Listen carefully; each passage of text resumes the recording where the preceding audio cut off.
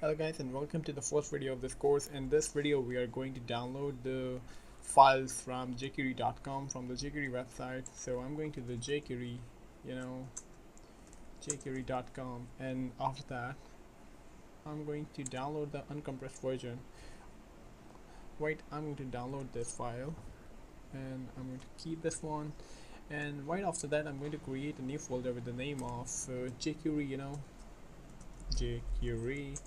And after that I'm going to open the brackets editor. I'm using the brackets. It's up to you. You can use notepad++ and whatever editor you want. So right over here, jQuery, I'm going to select the folder, and right after that I'm going to create a file with the name of index.html and style.css, and right after that index.js. So in the index.html I'm going to write the HTML body, HTML, and head, title, and this should be learning jQuery, and right after that body. And now what I'm going to do, I have downloaded the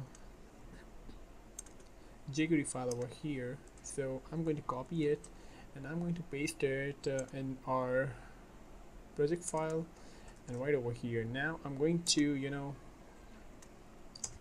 link that file using the script,